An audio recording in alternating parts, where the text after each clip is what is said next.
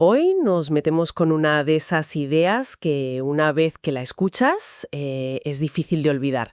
En un mundo digital donde vemos que las narrativas antisemitas no solo no desaparecen, sino que crecen, hay una teoría de la conspiración que es fascinante por lo vieja que es y por lo específica, el llamado Plan Andinia. Sí, La idea básica es, una supuesta conspiración para crear un segundo estado judío en la Patagonia, abarcando partes de Argentina y también de Chile. claro. Y lo que queremos hacer aquí, con los documentos que tenemos delante, no es tanto ponernos a desmentirlo, que eso, ya está más que hecho y es bastante obvio. Por supuesto. La misión es más bien jugar a ser arqueólogos de la conspiración. O sea, desenterrar la idea, ver quién la fabricó, por qué, y lo más interesante de todo, cómo ha sido capaz de mutar, de cambiar de piel durante décadas para seguir viva a día de hoy. Me gusta mucho esa idea de la arqueología, porque el mito tiene un montón de capas. Las versiones que circulan son de lo más variadas. Sí, hay de todo. Desde una compra masiva de tierras en el sur, a una invasión militar secreta, o incluso una que dice que Argentina pagaría su deuda externa cediendo territorio patagónico. Y no te olvides de la versión más moderna, la que ves ahora en Internet. La de los turistas. Esa, la que apunta a los miles de turistas israelíes que van a la Patagonia. Como muchos son jóvenes que acaban de terminar el servicio militar, la teoría dice que en realidad son espías. Una avanzadilla que está reconociendo el terreno. Es un relato muy, muy completo. Y como toda buena teoría de la conspiración, intenta, anclarse en la historia, darle un barniz de credibilidad con supuestas pruebas. Claro. Y por lo que veo en las fuentes, hay dos que se repiten siempre. La primera nos lleva hasta el padre del sionismo, Theodor Herzl. Exacto.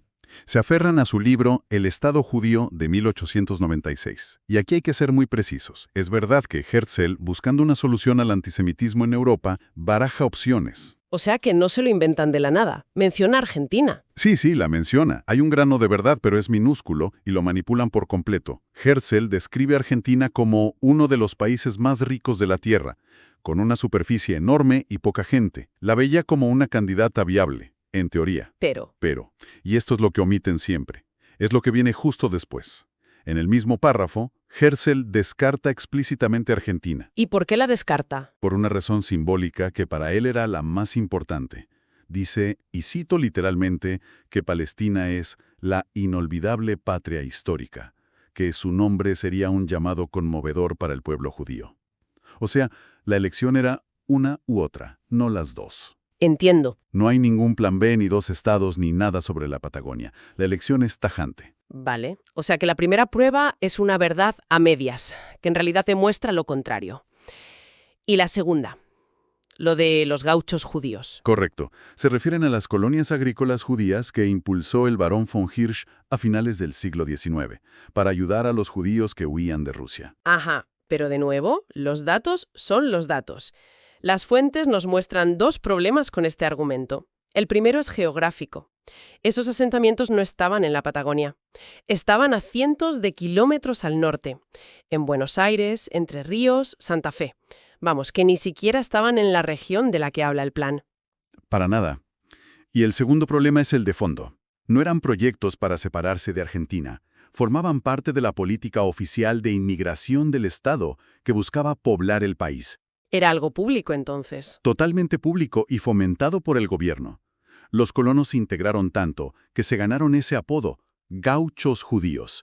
Es un símbolo de integración, no de separatismo. Un momento.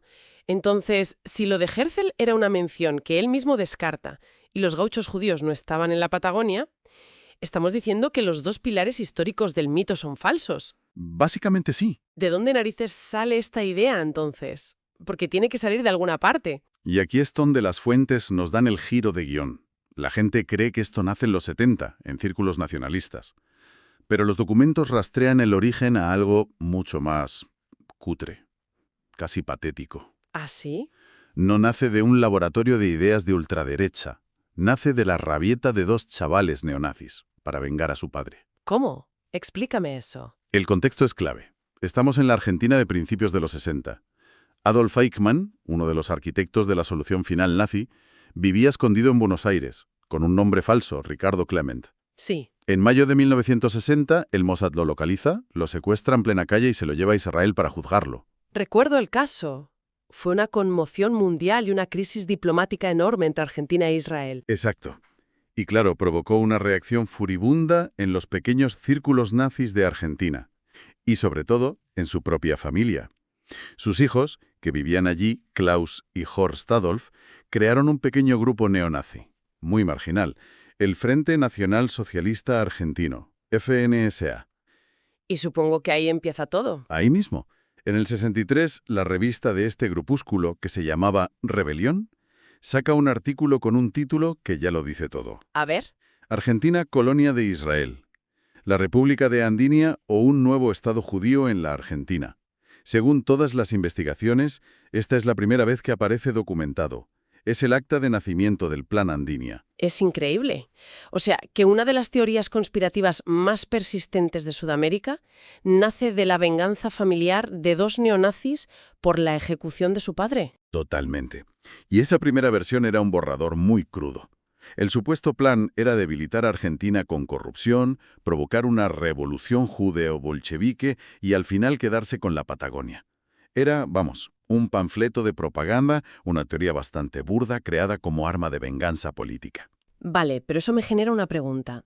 Si el origen es tan marginal, tan de panfleto, ¿cómo demonios se convierte en algo que se toma en serio décadas después? ¿Quién? ¿Quién viste esta idea? Ahí es donde entra en escena una figura clave, que es quien le da forma y difusión masiva en los 70s, Walter Beveraggi Allende. Y este ya no era un neonazi cualquiera. No. Era un economista, profesor universitario, una figura respetada en los círculos nacionalistas de la época. Él es el gran arquitecto de la versión moderna del plan. O sea que pasamos de un panfleto de 4 páginas a algo mucho más elaborado, ¿no? Mucho más elaborado y sobre todo mucho más astuto. Beveraggi Allende no escribe un artículo de opinión. Él presenta lo que dice que son las actas de una supuesta reunión secreta en una sinagoga de Buenos Aires en 1969. Ah, claro. En esa reunión, un tal Rabino Gordon dictaría las órdenes para ejecutar el plan. Le da ese aire de documento filtrado, de esto es lo que de verdad se dijo. El truco es viejo pero efectivo. Exacto. Imita la estructura de los protocolos de los sabios de Zion, la falsificación antisemita más famosa. No es casual. Y no solo cambia el formato, también actualiza el objetivo del plan, y esto es clave para su éxito. Ya no era una conquista. No. En su versión, la Patagonia sería un territorio de porvenir, una especie de Estado judío de respaldo, un plan B por si Israel era destruido en Oriente Medio. ¡Qué inteligente! Lo adapta a la paranoia del momento. Después de la Guerra de los 6 días, en el 67, la imagen de un Israel expansionista estaba en el aire, y él la aprovecha. Justo eso. Conecta con el nuevo contexto geopolítico. Para los antisemitas, la idea de que Israel tuviera un plan de evacuación encajaba perfectamente. Y a esta versión le añade detalles casi de ciencia ficción. ¿Qué tipo de detalles? Hablaba de usar la Antártida como un gigantesco congelador para acumular alimentos y especular a nivel mundial. Madre mía. Y también de construir ciudades subterráneas bajo los Andes, que serían imposibles de atacar, ni siquiera con una bomba atómica. Ciudades subterráneas y la Antártida como congelador. Esto ya es nivel villano de James Bond. Totalmente. Son detalles que muestran una imaginación desbordante, pero que servían para hacer la conspiración aún más temible. O sea que tenemos un mito que nace en Argentina, se sofistica en Argentina, pero lo increíble es que no se queda ahí. Consigue, por así decirlo, cruzar la cordillera. Efectivamente. Y lo hace gracias a otra figura muy particular, Miguel Serrano, un diplomático y escritor chileno muy conocido por sus ideas de ocultismo nazi. Ah, En los años 80, Serrano adopta el mito de Andinia y, literalmente, lo expande en todas las direcciones. ¿cómo que en todas direcciones? Por un lado, territorialmente. Para él, la conspiración ya no solo era la Patagonia argentina, sino también todo el sur de Chile y su sector antártico. La convierte en una amenaza para los dos países. Pero la expansión más extraña es la ideológica. Espera. ¿Me estás diciendo que le mete ovnis a la conspiración? Esto ya ha escalado a otro nivel. Así es, Serrano le añade su propia cosecha de ideas. Mezcla el plan con lo que él llamaba hitlerismo esotérico, que ve a Hitler casi como un dios, y lo combina con cosmogonía hindú y hasta ufología. El Plan Andinia deja de ser geopolítica para ser parte de una batalla cósmica. Es alucinante. Demuestra la plasticidad del mito.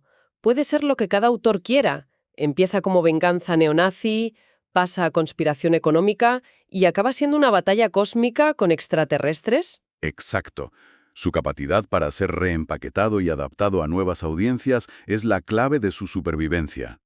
Todo esto suena delirante, una locura que pasa de un libro a otro, pero me temo que no se quedó solo en panfletos. Tuvo un impacto en el mundo real. Por desgracia sí, y muy trágico.